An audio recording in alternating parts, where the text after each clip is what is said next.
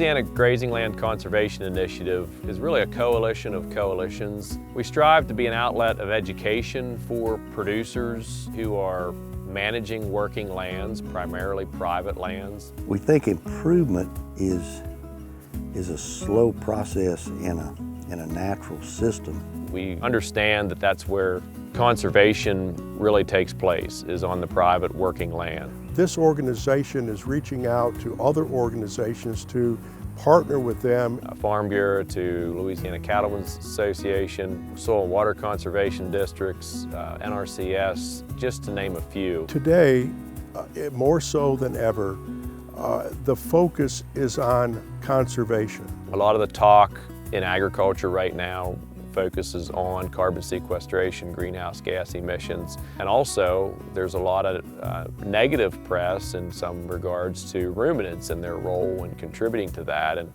the beautiful thing about managed grazing is we see, and we have data to back this up, that the opposite is occurring on these lands. Where we're managing grazing lands effectively, we see carbon levels in the soil increasing, and that carbon came from carbon dioxide sequestered through the utilization of plants and the transfer of that carbon then to soil organic matter. Grazing lands is probably the most uninvasive form of food production if it's done properly. It's utilizing almost free inputs to deliver, most valuable output. Conservation specifically on grazing lands, and these would be lands that cattle as well as small ruminants are grazing on, and that's a large percentage of the ag land in Louisiana. Any impacts we make there are big because it affects a lot of acres.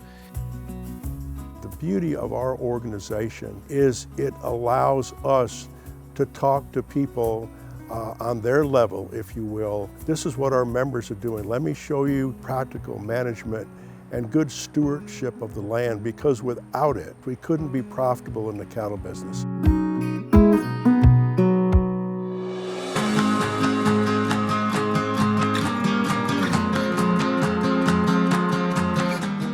One of my favorite things about Louisiana Grazing Lands is the networking aspect. That occurs through just the relationship building that occurs as we get together in that group and be able to see firsthand in a real world setting what's going on these farms in regards to these practices that we talk about and we know are beneficial, but we can see the benefits of them firsthand and hear from folks. To be able to see it being done versus reading about it in an email is a completely different way to learn. So the producer to the producer aspect is a huge deal. It's like anything else. You learn a little bit here, you learn a little bit there, and you put it together what works for you. But I've seen anywhere from, first generation farmers and ranchers to people that have been doing this for their entire lives. They're multi-generation farms that come out to these events and learn new practices, start to plant different grasses that they've learned about. So we want to put tools in front of those producers on their lands that they own and manage to be able to not only get conservation benefits on that land, but also be able to manage livestock there in a way that allows them to be more profitable. And that's the beautiful thing about the relationship between ecological sustainability and economic sustainability. When you're talking about ruminant agriculture, there's a benefit there from the two working together. This is what we call joint grass. Rotational grazing is the main thing. Chickens, one of their main purposes is just their manure is so much more potent. So it's like a great fertilizer. We want the cattle spread out as much as they possibly can be when they're eating hay.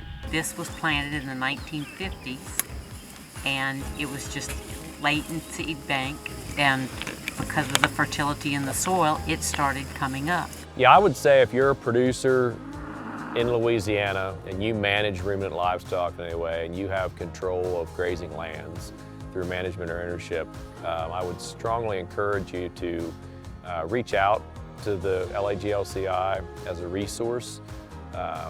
You'll find them to be a tremendous resource of knowledge and assistance in helping you do that job better.